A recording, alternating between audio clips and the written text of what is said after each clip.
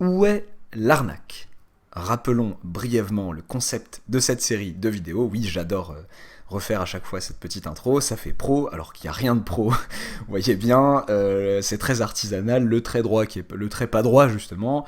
Le soit SOIT là, qui aurait dû être un SOIENT, je parle de deux objets, soit AN une suite croissante et BN une suite décroissante, à la rigueur j'aurais dû placer un autre soit, mais bon, trop tard, flemme de tout réécrire ou de barrer, voilà, tant pis.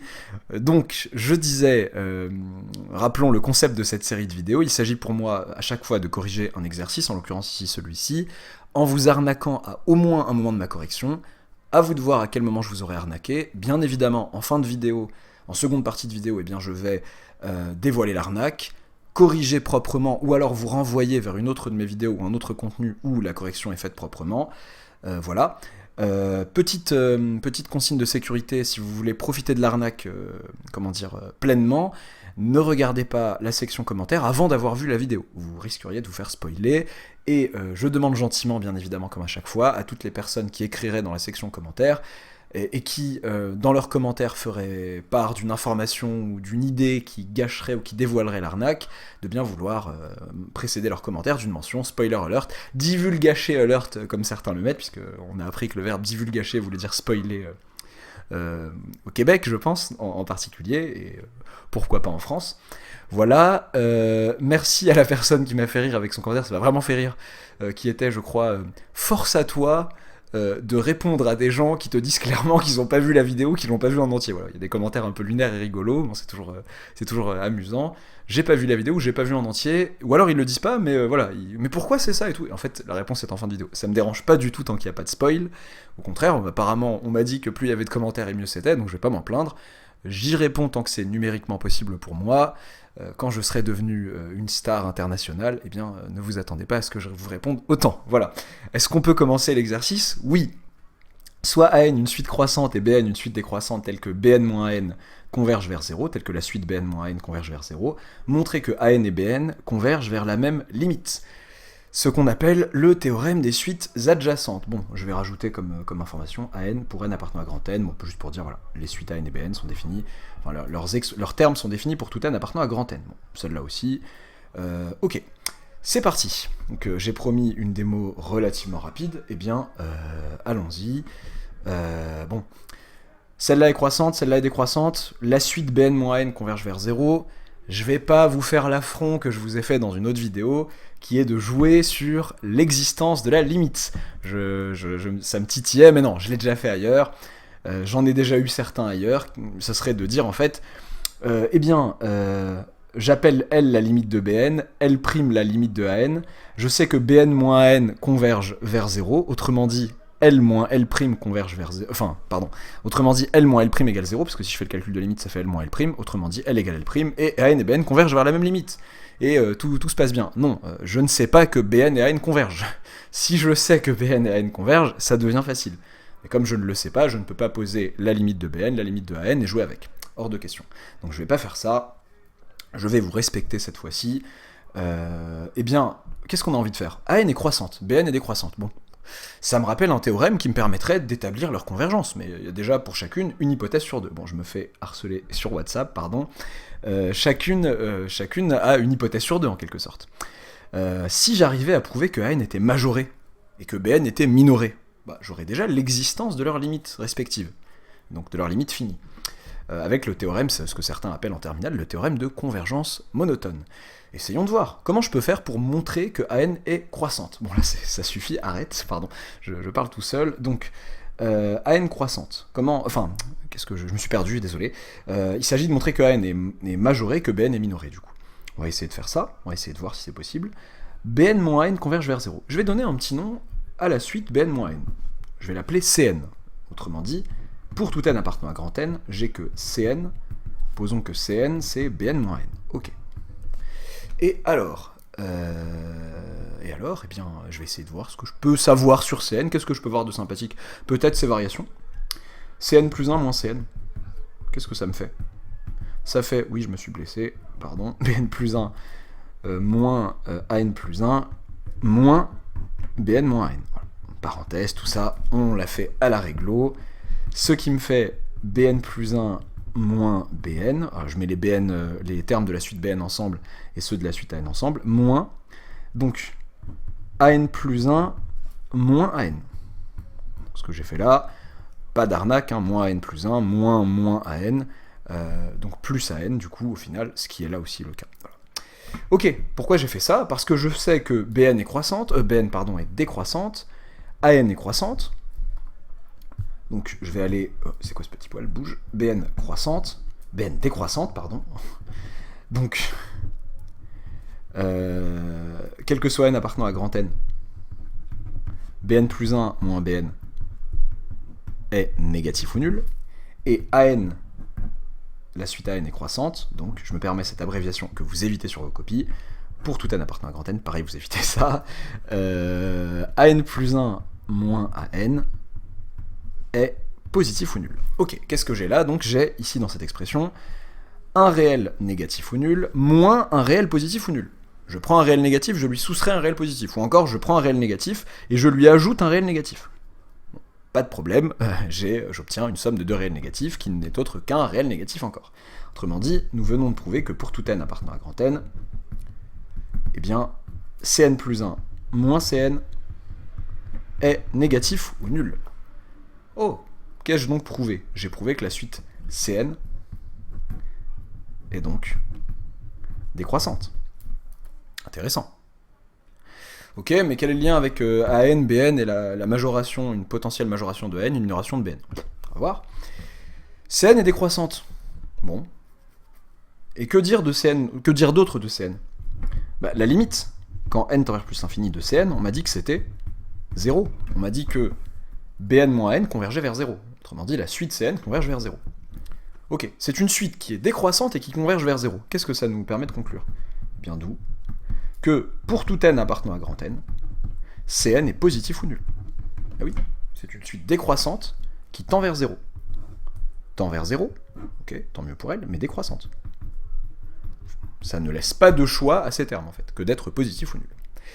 Ok, personne ne vous embêtera a priori sur ça. Si jamais on vous embêtait sur le fait que... Enfin, comment on conclut de la décroissance et du fait qu'on tend vers 0 que tous les termes de la suite sont positifs ou nuls, eh bien, par l'absurde, si le contraire de ça est vrai, si il existe un n appartenant à grand N tel que Cn soit négatif strictement, donc du coup le contraire de ça, on peut l'appeler n0 pour lui donner un nom précis, enfin dire voilà l'indice précis n0 là, n ça marchait mais juste pour pas nous embrouiller, eh bien qu'est-ce qu'on aurait de bizarre? Eh bien Cn0 négatif ou nul, pour tout n supérieur ou égal à n0, Cn par décroissance de Cn va être inférieur ou égal à Cn0 qui est toujours négatif ou nul bien sûr, et donc comme nous savons que Cn converge vers 0 par passage à la limite, ce qui est permis puisque Cn a une limite, Cn0 c'est une constante, donc sa limite c'est elle-même quand n tend vers plus l'infini, par passage à la limite en faisant tendre n vers plus l'infini, eh bien nous obtenons que 0 plus petit ou égal à Cn0. Et ça c'est absurde parce que nous venons d'écrire juste avant, nous avions écrit juste avant que Cn0 était strictement négatif. Absurde. Bon alors toi t'es focus m'agace, pardon, excusez-moi, tac. Alors, donc voilà pourquoi, pour tout n appartenant à grand N, Cn est positif ou nul à partir de ces deux infos, ce qui est assez intuitif, mais si on me demande de l'expliquer clairement, voilà une manière de l'expliquer clairement. Voilà qui est fort sympathique. Pourquoi? Parce que du fait que maintenant, pour tout n appartenant à grand N, Cn est positif ou nul. Qu'est-ce que ça veut dire? Ça veut dire que pour tout n appartenant à grand N, eh bien, c'était quoi Cn? C'était Bn moins n, positif ou nul. C'est-à-dire encore que An est inférieur ou égal à Bn. Et ce, pour tout n appartenant à grand N. Est-ce que c'est pas sympathique? Eh bien, personnellement, je trouve ça parfait. Parce que j'ai dit que pour tout n appartenant à grand N, bon, j'ai écrit ce qu'il y a au recto, An inférieur ou égal à Bn, et on a dit que An était croissante. C'est sympa, ça. An est croissante, et qu'est-ce que je vois là? C'est qu'elle est majorée par Bn. Donc, An est croissante et majorée. Donc, elles convergent, d'après ce théorème de convergence monotone, elles convergent vers un certain réel. Petit l. De même, Bn est décroissante et minorée par An, donc elle converge vers un certain réel petit l. Non, je rigole. L'. Je n'ai pas de raison a priori de penser que c'est petit l, pour l'instant en tout cas. Mais maintenant que j'ai établi l'existence de limites pour chacune de ces suites, l'existence de limites finies pour chacune de ces suites. De plus, limite quand n tend vers plus l'infini de Bn moins n, bah, c'est égal à quoi? C'est égal à, par maintenant, opération simple sur les limites, l'une tendant vers L' et l'autre tendant vers L, et bah ça fait L' moins L. Et nous savons, par ailleurs, par hypothèse, que la limite quand n tend vers plus l'infini de Bn moins n n'est autre que 0. Donc, frimons un peu, par unicité de la limite,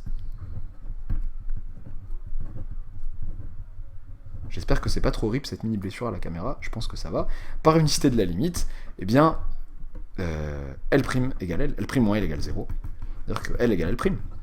Nous avons donc établi que les suites An et Bn convergeaient, et ce, vers la même limite.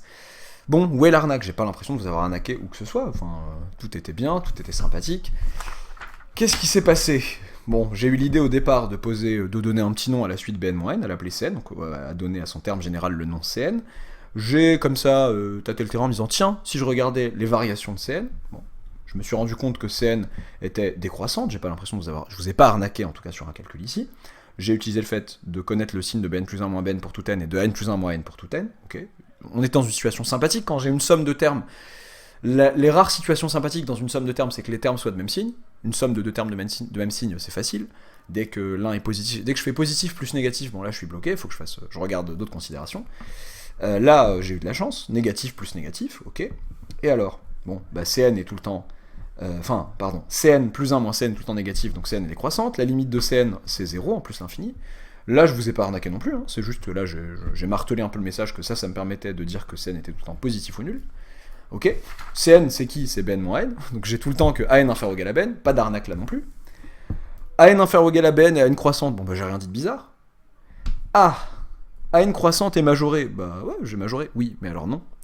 Parce que quand on parle d'une suite croissante majorée, en disant tout de suite croissante majorée, converge, quand on dit majorée, le terme de suite, la définition de suite majorée, c'est majorée par un réel fixé, qui ne dépend pas de n. Là, si je vous dis que pour tout n appartenant à grand n, An inférieur ou égal à Bn, si je permets que le majorant dépende de n, toutes les suites de la Terre sont majorées. Parce que si j'écris pour tout n appartenant à grand n, An inférieur ou égal à n, bah, j'ai majoré An par An, super. Bah, ça veut plus dire grand chose. Non, quand je dis qu'une suite est majorée, je sous-entends qu'il existe un réel grand m fixé qui ne dépend pas de petit n, tel que pour tout petit n appartenant à grand n, An inférieur ou égal à ce grand m. Donc, j'ai pas du tout montré qu'elle était majorée ici, ma suite. Et j'ai pas montré que Bn était minorée. Alors, parenthèse, dans le vocabulaire, en première année notamment, je me souviens que ça m'avait un petit peu choqué au départ. Après, vous avez l'habitude à la fac, en prépa, etc. Quand les profs disent on va majorer cette expression, on va minorer, on va majorer, c'est pas forcément entendu dans le sens de marque déposée, suite majorée, voilà, un ensemble majoré. En fait, quand on dit qu'on va majorer une expression, ça veut dire qu'on va dire qu'elle est inférieure ou égale à une autre expression plus généralement, et on n'entend pas forcément au sens constant, ça dépend du contexte. Voilà. Souvent on entend ah tiens on minore cette expression, on majore cette expression, ça veut juste dire on va montrer qu'elle est inférieure ou égale à machin, minore inférieure ou égale à machin, major supérieur ou égale à machin, sans forcément entendre selon le contexte que on parle d'une constante. Là mais quand on parle d'une suite majorée, clairement on parle d'une suite majorée par un réel fixé qui ne dépend pas de n. Ok, donc je vous ai arnaqué ici. Alors qu'est-ce que je devrais corriger? À n croissante, bah, j'étais pas loin.